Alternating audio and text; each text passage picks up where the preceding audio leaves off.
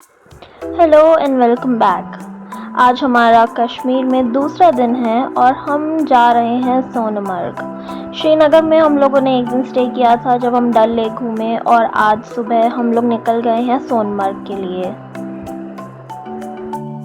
श्रीनगर से सोनमर्ग लगभग 3 घंटे दूर है और आपको एक कैब बुक करनी पड़ती है, और जिसका किराया हमें लगभग पड़ा था 2500 रुपये।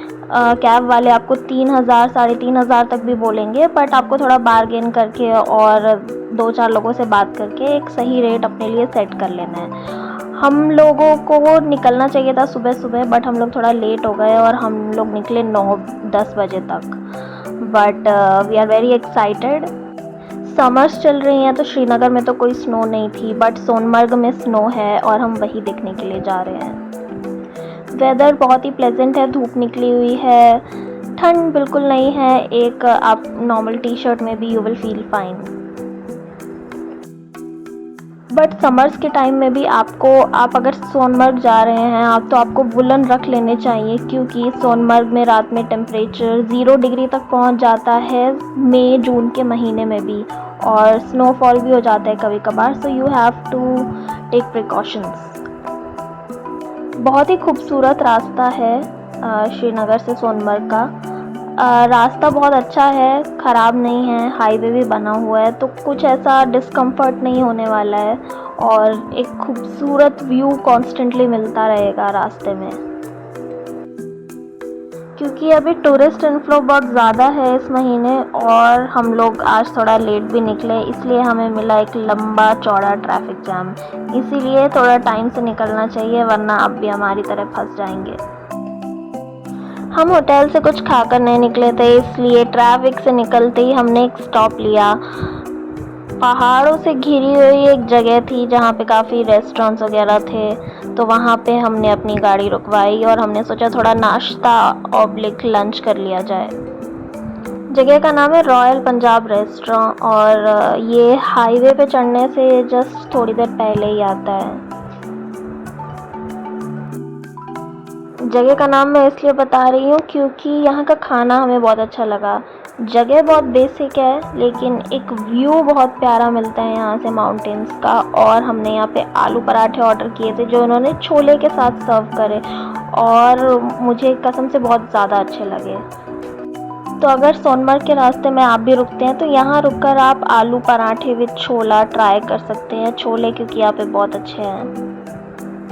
खाने के बाद हम वापस निकल गए। यहाँ से सोनमर्ग है 55 किलोमीटर्स दूर। जैसे जैसे हम आगे बढ़ते जा रहे हैं रास्ता और खूबसूरत होता जा रहा है। हम हाईवे की तरफ बढ़े तो रास्ते में शुरू हो गई सिंध रिवर, और सड़क के किनारे किनारे नदी बह रही है, पीछे पहाड़ हैं, कुछ दूर के पहाड़ों पे स्नो भी नज़र आ रही है। तो बहुत ही खूबसूरत, बहुत ही मन मोह लेने वाला व्यू है। हम इतने ज़्यादा खुश हो गए व्यू देख के कि हमने फिर गाड़ी रुकवा ली और हम नदी किनारे रुक के थोड़ा हमने सोचा कि टाइम स्पेंड किया जाए। ये इतना प्यारा स्पॉट है क्योंकि नदी की आवाज़ आ रही होती है पानी की, और स्नो माउंटेन्स दिखना स्टार्ट हो गई हैं। तो फ़ोटोज़ यहाँ पे बहुत अच्छी आएंगी, वीडियोज़ बहुत अच्छी आएंगी, और ठंडा ठंडा पानी है यहाँ पे। हमारी तरह काफ़ी लोग हैं जो नदी किनारे रुके हुए हैं चिल मारने के लिए, थोड़ा फ़ोटोज़ और वीडियोज़ लेने के लिए। So let's take a little break and have a little video and photo session.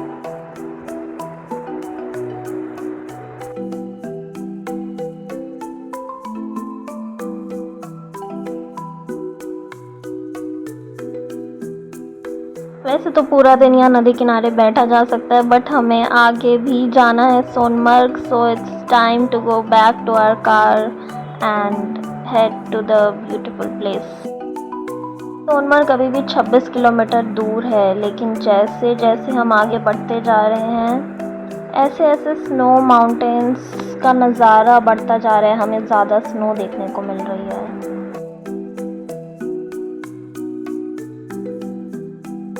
माना कि वीडियो थोड़ा लंबा हो रहा है, बट ये इतना खूबसूरत व्यू है कि मैं इसको कैसे हटा दूँ, ये देखना तो बनता है।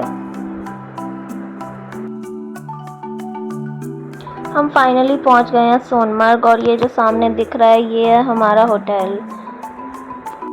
यहाँ पे बहुत ही लिमिटेड होटल्स हैं और सब आसपास ही हैं, और आपको जहाँ पे घूमने जाना है जिस ग्लेशियर पे सोनमर्ग के, सब उसके पास ही है, वॉकिंग डिस्टेंस पे ही है।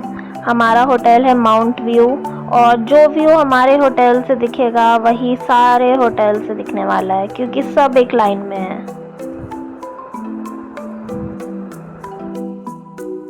हम चेक इन के लिए गए तो रिसेप्शन पे हमारा आधार कार्ड वगैरह कुछ भी नहीं मांगा, सिर्फ हमारा नाम चेक किया, और क्योंकि प्री पेमेंट था, ऑनलाइन बुकिंग थी, तो हमें तुरंत रूम मिल गया विदाउट वेस्टिंग एनी टाइम। तो ये जो रूम है, छोटा रूम है, थोड़ा वुडन टाइप का है, और बट कोजी सा है, कंफर्टेबल है। यहाँ पे जो बेड है, इलेक्ट्रिक ब्लैंकेट है यहाँ पर। वॉशरूम जो है बहुत ही छोटा है, बहुत कम स्पेस है, और गर्म पानी पूरा टाइम नहीं आता है, एक लिमिटेड टाइम है पानी का, तो you have to manage according to that. उसके अदरवाइज टैप में बहुत ठंडा पानी है, और कबर्ड है यहाँ पे, काफ़ी एक्स्ट्रा ब्लैंकेट दिया हुआ है। हालांकि उसकी ज़रूरत नहीं पड़ती है क्योंकि इलेक्ट्रिक ब्लैंकेट है जिसका स्विच यहाँ पे था, अभी दोनों साइड है। जो सबसे बेस्ट चीज़ है इस रूम की वो है इस रूम से मिलने वाला ब्यूटीफुल व्यू। स्नो माउंटेन्स दिख रही हैं खिड़की खोलते ही, और क्या चाहिए। And now we are on our way to Thajwas Glacier.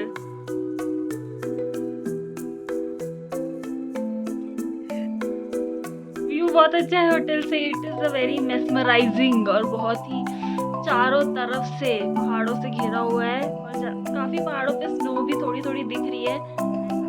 15-20 minute freshen up होने के बाद we are now going down stairs.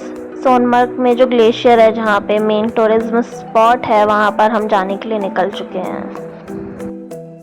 इस वक्त लगभग 2:45 हो रहा है। आई नो हम थोड़ा सा ज़्यादा लेट हैं, but it's okay, we will get to explore. Hotel से निकल के कुछ दूर पे ही हमें घोड़े वाला मिल गया। घोड़े वालों से बहुत बार्गेन करना पड़ता है, वो आपको इंसेन प्राइसेस बताएंगे, जैसे कि 6,000 रुपये 2 लोगों का, which is way too much, but आपको बार्गेन करना पड़ता है। हम लोगों ने बार्गेन किया तो लगभग 3,500 में हमें 2 लोगों का मिल गया, which is like half the price which he coated. But बाद में हालांकि हमें लगा कि हमें और बार्गेन करना चाहिए था, क्योंकि कुछ ऐसे भी लोग थे जो 800 रुपीज़ पर पर्सन आए थे, और हम लोगों ने तो फिर भी 1600 टाइप दिया है पर पर्सन। हमने 2 घोड़े किए थे, और हमारे साथ एक लड़का गया था, छोटू सा, 15 साल का वो लड़का है, और उसी ने दोनों घोड़े चलाए हमारे, और बहुत मज़ा आया ऑन द वे, क्योंकि ये कितना खूबसूरत व्यू मिल रहा था, और it was my first time on a horse.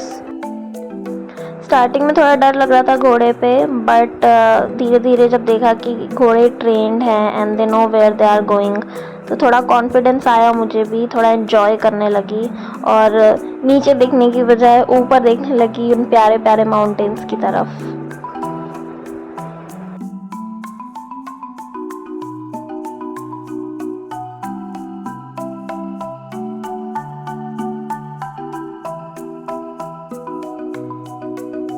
रास्ते में उन्होंने कई पॉइंट्स वगैरह दिखाए, और ग्रासलैंड था।